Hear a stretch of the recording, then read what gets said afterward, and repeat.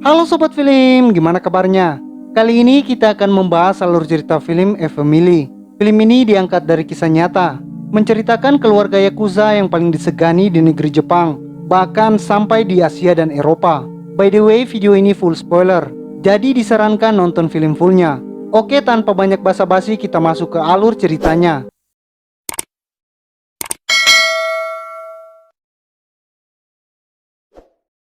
Scene dimulai pada tahun 1999 di sebuah rumah duka. Ada seorang pria yang meninggal karena overdosis narkoboy. Pria itu bernama Yamamoto. Terlihat banyak orang yang datang melayat. Tak lama anak dari pria itu datang. Pemuda itu bernama Kenji Yamamoto. Ia sangat marah dengan penjual narkoboy yang menjualnya kepada ayahnya. Ia bertekad untuk tidak menyentuh narkoboy agar tidak berakhir seperti ayahnya. Dengan darah mudanya, Kenji tidak menunjukkan kesedihannya, sehingga pada saat disapa oleh seorang polisi, ia malah acuh kepadanya. Kemudian Kenji sedang buang air kecil. Polisi itu menghampirinya lagi dan memberikan petua kepadanya. Kenji pun tak mendengarkannya dan berlalu meninggalkannya. Setelah selesai berkabung di rumah duka, Kenji pun menghampiri kedua kawannya sambil ngerokok. Mereka pun langsung gaskeun tak tahu entah kemana. Tiba-tiba di perjalanan, Kenji melihat seorang yang sedang bertransaksi narkoboy. Kenji pun emosi dan menghampirinya. Namun ia menggunakan cara halus dan berpura-pura akan membeli narkoboy. Tapi pengedar itu menolaknya. Pada saat Kenji menggunakan nama ayahnya, pengedar itu segera mengiyakannya. Lalu pengedar membuka tas yang berisi uang dan narkoboy. Kenji pun langsung menghajarnya dan membawa kabur tas tersebut. Terjadilah kejar-kejaran. Tapi Kenji dan kawannya berhasil kabur. Setelah sampai di tempat yang jauh, Kenji dan kawannya membuka tas tersebut. Mereka senang karena baru kali ini mendapatkan barang curian yang sangat besar. Setelah mengambil uangnya, Kenji pun mengambil tas tersebut dan membuangnya ke laut. Kenji dan kawannya tidak menggunakan narkoboy tersebut. Ini karena Kenji tak mau berakhir seperti ayahnya. Scene berpindah ke sebuah restoran kecil. Kenji dan kawannya makan-makan. Setelah mencuri uang yang sangat banyak, mereka menggoda balita ibu warung yang bernama Subasa.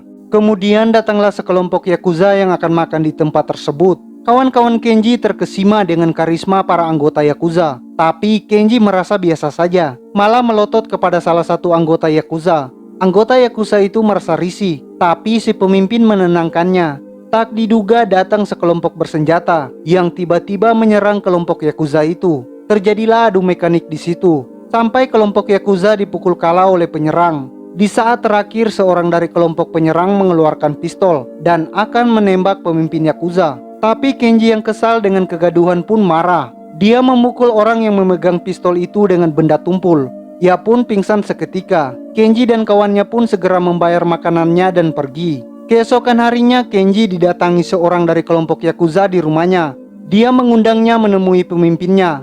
Kemudian Kenji menemui pemimpin Yakuza. Kenji pun disambut di sana. Si pemimpin mengajak Kenji untuk bergabung dengan Yakuza untuk menempuh jalan pria sejati dan berterima kasih atas kejadian semalam. Tapi Kenji menolaknya. Ia berujar bahwa kejadian itu bukan untuk menolongnya. Tapi pemimpin Yakuza itu memberi Kenji kartu namanya. Siapa tahu dia berubah pikiran. Sepulangnya Kenji dikejutkan dengan telepon dari temannya yang menyarankan agar dia segera lari agar tidak ditangkap oleh kartel narkoboy yang kemarin mereka rampok. Kenji pun lari, tapi tak diduga kartel narkoboy tersebut sudah mengepungnya. Namun Kenji masih bisa kabur dan akhirnya terjadi kejar-kejaran. Akhirnya Kenji pun ditangkap oleh kartel narkoboy tersebut. Ternyata di sana kedua kawannya pun sedang disekap dan disiksa oleh kartel tersebut. Mereka disiksa habis-habisan agar mereka mengaku kemana barang curiannya mereka salurkan. Tapi setelah lama disiksa, mereka tetap mengaku bahwa barang tersebut mereka lemparkan ke laut. Mereka pun mencarinya ke laut. Saat naik kapal, mereka digeledah.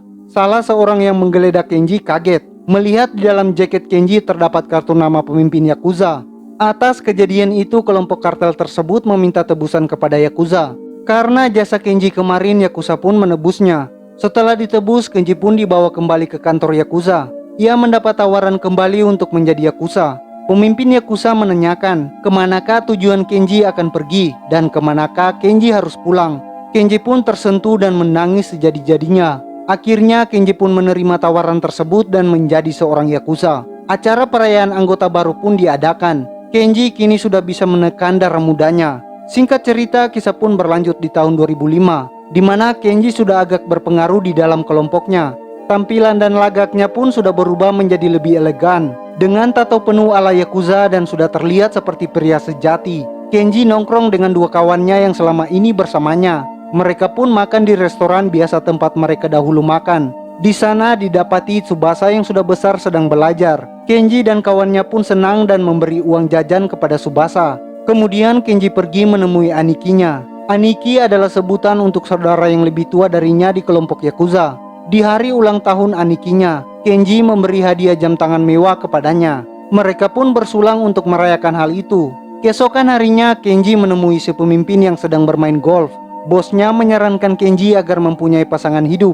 Ini agar dia tidak berakhir seperti dirinya, yang hidup sendirian dan tak mempunyai seorang yang peduli kepadanya. Kenji pun hanya tersenyum. Scene berpindah di mana Kenji mengontrol bar milik kelompok Yakuza. Tapi dia dikagetkan dengan kelompok kartel narkoboy yang dulu menangkap dan menyiksanya. Orang itu menggoda Kenji dengan mengingatkannya harus berhati-hati, jangan sampai hidupnya berakhir seperti Kimura. Kimura adalah seorang Yakuza yang terbunuh pada tragedi peperangan Yakuza dan kartel narkoboy. Karena orang itu sudah mengetahui sekarang Kenji seorang Yakuza, dia memerintahkan agar Yakuza segera pergi dari selatan dan akan memberi keuntungan 20% dari usahanya. Kenji dan kawannya hanya terdiam menahan amarahnya. Tak terduga pada saat orang itu akan pulang, ia dihajar oleh Kenji menggunakan botol minuman. Baku hantam pun terjadi di sana. Akhirnya orang itu berujar bahwa Kenji telah menyulut api peperangan kembali. Ia pun segera pergi karena kepalanya bocor dan mengeluarkan banyak darah. Kenji pun segera menenangkan diri dan minum, sembari ditemani cewek-cewek aduhai.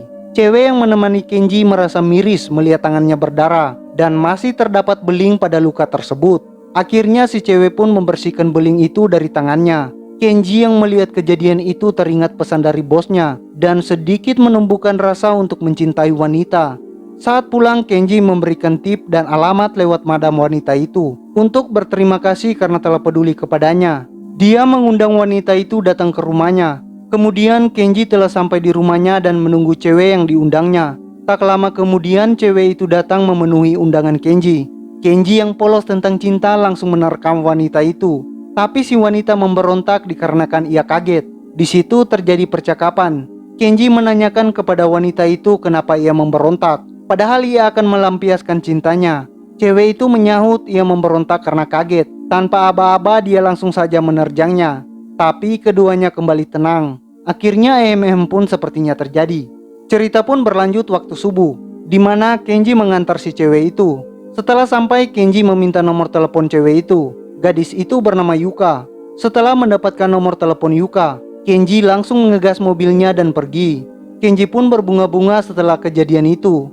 Dia merasa telah mendapatkan orang yang ia cintai seperti petua bosnya. Pada siang hari, Kenji datang ke kantornya. Tapi ia dikagetkan dengan Anikinya yang menanyakan kenapa ia melukai seseorang dari kelompok kartel narkoboy. Ini berarti Kenji telah menyulut api peperangan. Sebaliknya, Kenji berujar bahwa pria itu telah menghina kelompok Yakuza. Bosnya pun memakluminya dan mendukung Kenji. Kemudian bosnya bertemu dengan pemimpin kelompok kartel untuk meminta maaf atas kejadian yang telah Kenji lakukan. Tapi kelompok tersebut ngelunjak dan malah meminta Yakuza untuk pergi dari selatan. Bos Yakuza pun tak terima dan menyiram bos kartel tersebut. Malam itu berakhir tanpa adanya solusi. Keesokan harinya bos Yakuza mengajak Kenji memancing. Di perjalanan, Kenji menceritakan bahwa ia telah menemukan wanita yang ia cintai. Bos pun sudah mengetahui hal itu karena raut Kenji berseri-seri tidak seperti biasanya. Di tengah perjalanan terjadi hal yang tak terduga. Mobil yang ditumpangi mereka tiba-tiba diserang. Bos Yakuza ditembak tapi dihalangi Kenji dan peluru mengenai punggungnya. Tapi orang yang mengemudi meninggal dikarenakan peluru bersarang di kepalanya. Orang yang mengemudi adalah kawan seperjuangan Kenji. Ia pun meninggal di tempat. Kenji tak kuat menahan kesedihan. Dia sangat marah terhadap pelaku penyerangan. Berita pun tersebar di media. Bos Yakuza menemui penasihatnya atas kejadian itu. Penasihatnya menyarankan agar polisi saja yang mengurusnya, dan si bos pun menyetujuinya. Di sisi lain, Kenji dirawat karena mendapat luka tembak di pundaknya. Bosnya pun menengoknya dan menyarankan agar Kenji tidak mengambil tindakan karena polisi sudah menanganinya. Kenji pun hanya termenung mendapat arahan tersebut. Walaupun sudah mendapat arahan tersebut, Kenji tetap ngotot akan balas dendam. Kawan seperjuangannya yang satu lagi mendukungnya. Dia siap memberikan senjata kepada Kenji. Misi pembalasan pun tiba. Kenji akan melancarkan aksinya di lokasi di mana kelompok kartel narkoboy sedang berpesta. Kenji datang dengan didukung kawannya yang menyiapkan senjata. Saat Kenji bertemu pemimpin kartel tersebut dan akan menembaknya, tiba-tiba datang Aniki menikam orang tersebut sampai mati. Keadaan pun hening seketika. Aniki siap ambil resiko bersamanya, tapi Kenji berujar siap menanggung resiko sendiri dan meminta Anikinya menjaga bos yang sekaligus ayahnya. Keduanya pun kabur. Kelompok kartel narkoboy pun sangat marah dengan kejadian itu. Kenji pun kabur ke rumah Yuka untuk berlindung. Alih-alih akan berlindung, Kenji malah ingin ehem-ehem dengan Yuka. Paginya Kenji meninggalkan uang yang sangat banyak untuk Yuka dan pergi. Yuka pun menonton berita dan mendapati kabar di media bahwa pelaku pembunuhan kelompok kartel adalah Kenji.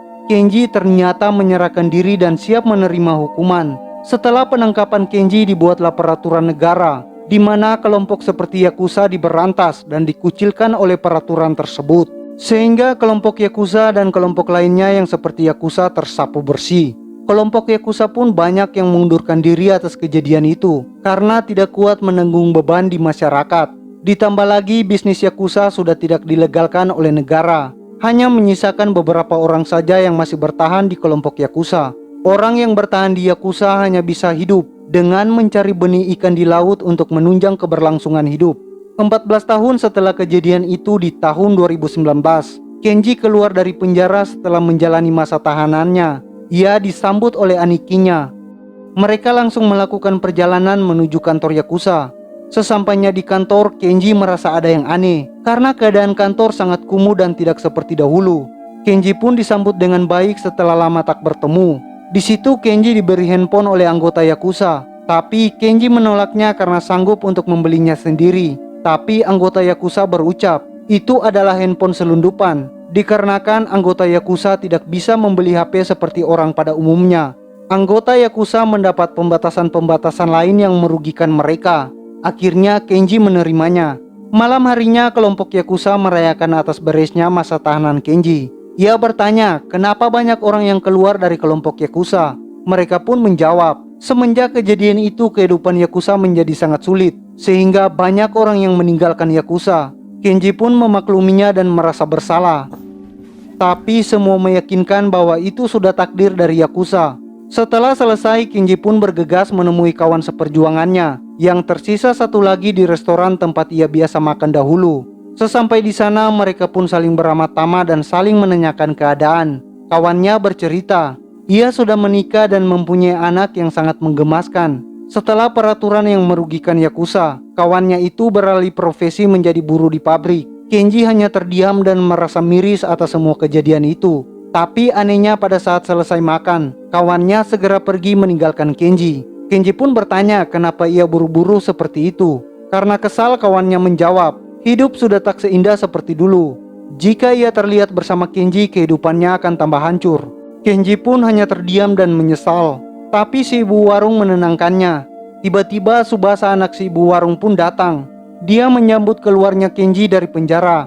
Kenji kaget karena Tsubasa sudah tumbuh menjadi pemuda yang keren. Si Tsubasa pun mengajak Kenji minum.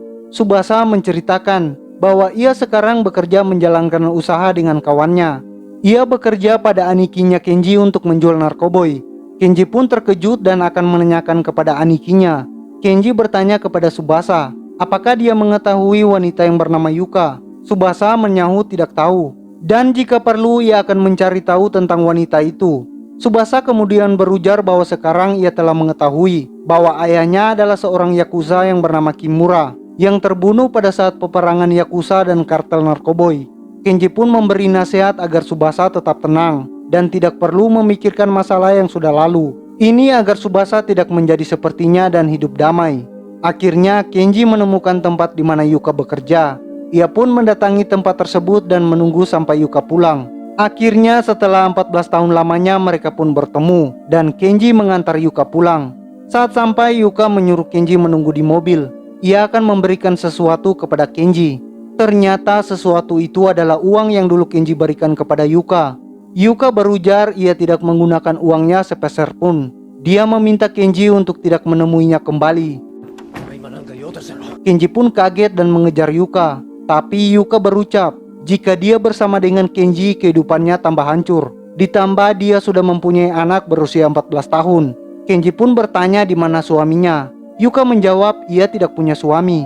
Tapi Kenji bertanya kembali apakah itu anaknya. Yuka pun menceritakan pada saat terakhir uhuk-uhuk dengan Kenji. Ia hamil dan mengandung anak Kenji. Setelah menjawab itu, Yuka pun segera pergi. Kenji sangat sedih dan menyesali hidupnya yang tak berguna dan hanya merusak hidup orang yang dekat dengannya. Kemudian Kenji menengok bosnya yang sedang sakit parah terkena penyakit kanker. Pada saat itu bosnya memerintahkan semuanya agar segera meninggalkan Yakuza, termasuk Kenji yang masih muda dan bisa memperbaiki hidupnya. Kenji pun mulai berpikir untuk merubah jalan hidupnya. Keesokan harinya Kenji memberanikan diri untuk mendatangi Yuka kembali. Dia berjanji akan berubah hidupnya. Ternyata Yuka dan anaknya menerima Kenji. Mereka pun hidup bahagia sebagai keluarga. Kenji mengantar Yuka dan anaknya untuk beraktivitas seperti biasa. Sepulangnya ia mendatangi kawan seperjuangannya untuk mencari pekerjaan. Kawannya membantu memasukkan Kenji bekerja menjadi buruh di pabrik. Singkat cerita, Kenji pun langsung bekerja dengan kawannya. Di hari pertama saat istirahat ia makan dengan teman kerjanya. Saat mereka sedang makan ada seorang pemuda yang menggodanya dan memfoto Kenji dan kawannya. Pemuda itu berucap mantan Yakuza yang berakhir menyedihkan. Tapi Kenji dan kawannya hanya tersenyum dan meminta agar pemuda itu mengirim foto yang barusan ia ambil. Mereka mengingatkannya agar tidak mengunggah di sosial media. Pemuda itu pun mengiyakannya. Tapi pemuda itu dengan bodohnya mengupload foto itu ke sosial media. Foto yang pemuda itu unggah menimbulkan kemarahan netizen kepada kedua orang mantan Yakuza tersebut. Tanpa disadari, foto itu membuat Kenji dan kawannya dikeluarkan dari tempat kerjanya. Lebih parah lagi atas kejadian itu, Yuka pun dipecat dan anaknya dikeluarkan dari sekolah. Ini karena didapati berhubungan dengan Kenji. Hal itu menjadi skandal yang trending di sosial media. Begitu kejamnya kehidupan masyarakat yang mengucilkan Yakuza. Keesokan harinya Kenji dan kawannya datang ke tempat kerja untuk menghajar pemuda yang bodoh itu. Sesudah itu mereka tidak bisa berbuat apa-apa dan merenung meratapi kehidupannya yang telah hancur. Lalu datanglah polisi yang dulu pernah memberi petua kepada Kenji. Ternyata ia mengaku menyetujui peraturan yang membuat anggota Yakuza tidak diperlakukan layaknya manusia. Kenji pun emosi dan berniat menghajarnya. Tapi Kenji tertahan dan tak bisa berbuat apa-apa. Di sisi lain, Tsubasa sedang bertemu pemimpin kartel narkoboy untuk melakukan pekerjaan. Tapi ia diingatkan kembali untuk berhati-hati berurusan dengan mereka agar tidak berakhir seperti Kimura ayahnya. Di sana Tsubasa tersulut emosinya. Ucapan itu menyulut kembali dendam atas kematian ayahnya. Tsubasa berniat melakukan balas dendam.